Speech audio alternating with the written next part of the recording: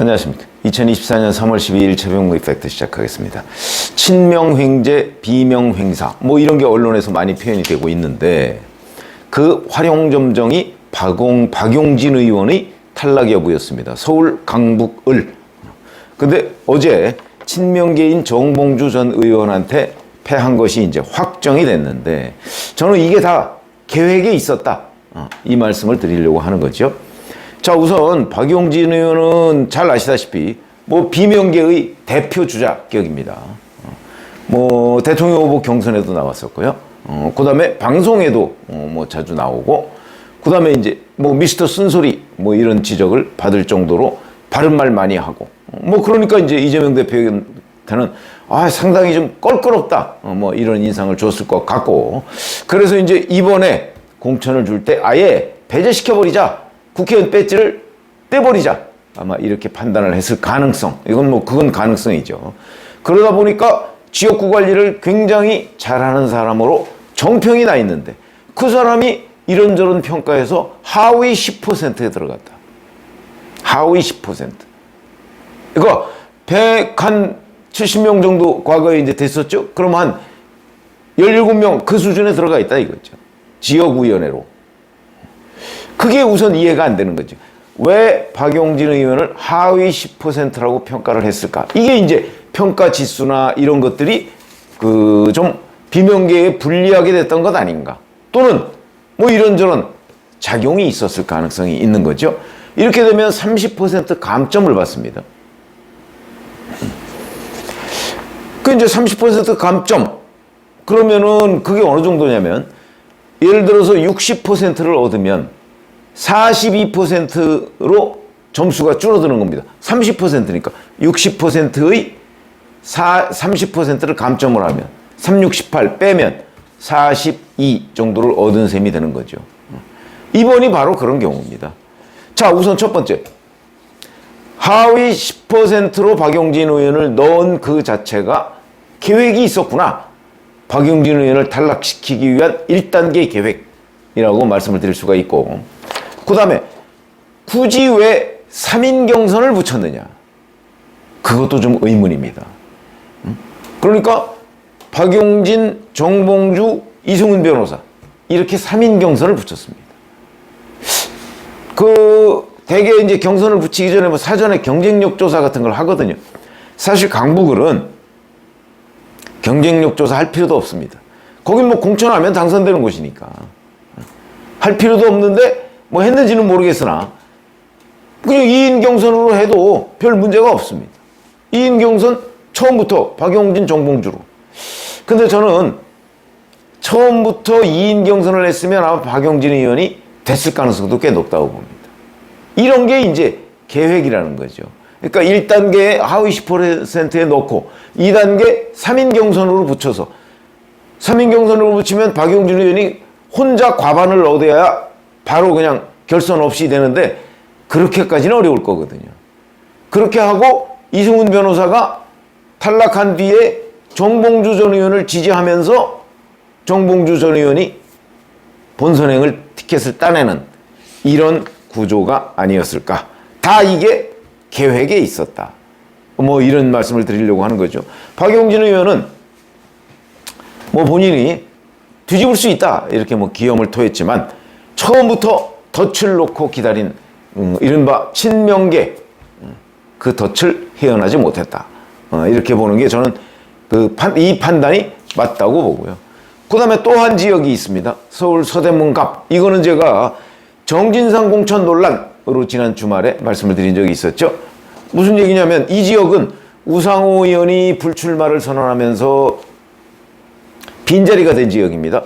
우상호 의원 연세대 출신이고요. 그래서 우상호 의원이 가급적 연세대 출신을 좀 공천해 줬으면 좋겠다라는 희망을 당에 밝혔다는 거고, 그 때문에 5명이 원래 그 오디션을 봤는데 그 중에 3명이 올라갔습니다. 3명 중에 2명이 연세대 출신입니다. 그게 권지웅, 다 청년들이죠. 그 다음에 성치훈 정책위 부의장, 그 다음에 여기에 김규현 변호사라는 사람이 이제 올라가서 이 3명이 그 경선을 치르기로 돼 있었죠. 자, 그런데 그날 저녁 갑자기 이게 뒤집혔습니다. 성치훈 정책위 부의장이 안희정 전 충남지사 재판에서 2차 가해를 가했다는 논란. 그건 오래된 얘기입니다. 안희정 전 충남지사 그 성폭행 의혹 사건. 이건 뭐 굉장히 오래된 얘기죠. 근데 오래전부터 이게 논란이 돼 있었는데, 그러다 보니까 당연히 오디션에서도 성치훈 부의장을 상대로 김성환 의원이 질문을 했다는 거 아니겠습니까? 그 질문에서 만약에 통과가 안 됐다면 3인의 성치훈 부의장이 못 들어갔을 겁니다.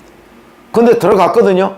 그러니까 그 질문에서 이 정도 가지고는 별 문제가 없다, 이렇게 판단이 끝난 문제다. 근데 그 문제를 다시 들어서 그걸 가지고 성치훈 부의장을 3인 경선에서 빼고 김동아 변호사라는 사람을 부활시켜서, 뭐 4등이라고 하는데 뭐 4등인지 5등인지 어떻게 알겠습니까? 부활시켜서 3인 경선에 넣었고, 그럼 그 김동아 변호사라는 사람은 도대체 누구냐? 정진상 전 대표실 정무조정실장의 대장동 변호인이다. 이 사람은 연세대 출신도 아닙니다. 이렇게 해서 3인 경선을 치렀고, 그러다 보니까 부활한 김동아 변호사가 당선이 됐다. 3인 경선에서 당선이 됐다는 얘기는 과반을 획득했다는 얘기죠. 결선까지 올라가지도 않고 이렇게 된 걸로 보이는데, 결국은 이것도 계획이, 김동아라는 사람이, 김동아 변호사가 탈락했을 때 그거를 부활시키는 힘, 저는 그게 개인적으로 정진상 전 실장의 힘이라고 저는 봅니다. 정진상 전 실장이 지금 나와 있지 않습니까? 보석으로. 당 지도부에, 특히 이재명 대표한테 뜻을 전달했고, 이재명 대표가 지시를 통해서 김동아 변호사를 부활시킨 것 아니냐. 이렇게 되니까 그런 전체적인 과정, 부활하는 게 이게 뭐 있을 수 있는 일입니까? 그 전에 오디션에서 만약에 성치훈 부의장의 2차 가해 논란이 걸러지지 않았다면 뭐 혹시 가능할지 모르겠으나 걸러진 거거든요. 그런데 똑같은 이유를 가지고서 거기서 아예 빼버리고 김동아 변호사를 부활시켰다면, 그러면 이제 그 일반 유권자들은 뭐 잘 모르더라도 적어도 권리당원은 금방 알죠. 이게 무슨 뜻이구나. 당 지도부가 김동아 변호사를, 정진상의 변호인을 공천을 주려고 하는구나. 그렇게 되니까 권리당원이 표가 김동아 변호사한테 쏠리지 않았겠나. 그리고 이 자체가 일종의 노이즈 마케팅 비슷한 거죠. 그러니까 김동아 변호사라는 사람을 부활시켰다 이러니까 결국 일반 여론에서도 지도부의 뜻이 저기 있나 보다. 그렇게 돼서 본선이 확정됐다. 자, 이런 것들이 바로 저는 일종의 좌표찍기라고 봅니다. 지도부의 좌표찍기죠. 메시지죠, 메시지. 지도부가 우리는 누구누구를 공천하고 싶은데, 그걸 노골적으로 얘기할 수는 없는 거니까 공천하고 싶은데 뭐 그러면서 이제 좌표를 딱 찍어놓는 셈이다. 그러니까 거기에 권리당원과 일반 민주당 지지자들이 대거 몰려가서 그래, 이 사람이 지도부의 뜻이다, 이렇게 되는 거 아닙니까? 결국은 지도부의 뜻이 이런 식으로 개딸들한테 전달이 됐을 것이고, 그 외곽에서 또 뭐 친민주당 유튜버들 뭐 그런 사람들이 외곽 지원을 해서 또 전파를 하고, 그러면 이제 권리당원과 일반 민주당 지지자들이 그래, 이 사람이구나 하고 찍어주는 구조. 그러니까 다 계획이 있었다 하는 말씀을 제가 드리려고 하는 거죠. 예를 들어서 이현주 전 의원이 이현욱, 리틀 이재명이라는 이현욱을 이긴 것, 그거는 제가 또 한 번 말씀드린 적이 있었죠. 이현욱 전 사장이, GH 사장이 출마를 할 때 이재명 대표하고 상의를 안 했던 거라고 소문이 나 있다. 그러다 보니까 그 지역에 이재명 대표가 직접 복당 요청을 했던 이현주 전 의원을, 용인정이죠, 이현주 전 의원을 경선을 붙였고, 그걸 알아차린 권리당원들이 대거 이현주 전 의원한테, 권리당원들이 아니죠, 국민 경선으로 했으니까.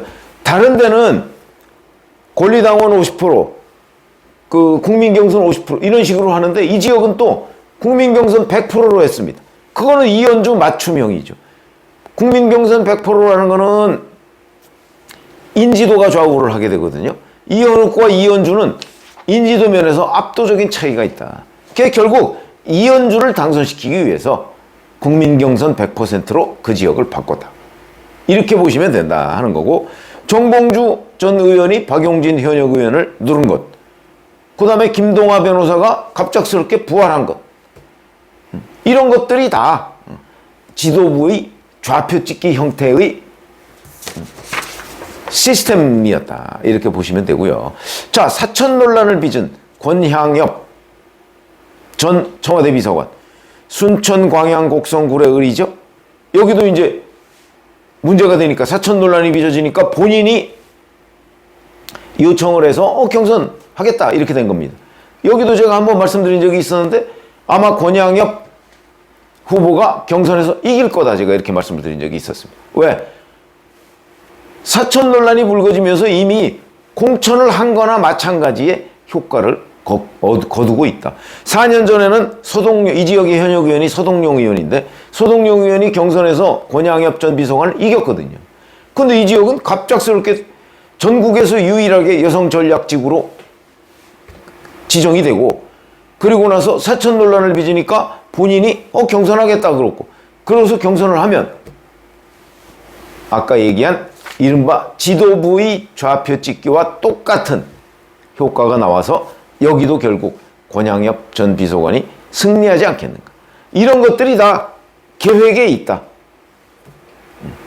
이런 말씀을 제가 드리고 있는 겁니다. 고맙습니다.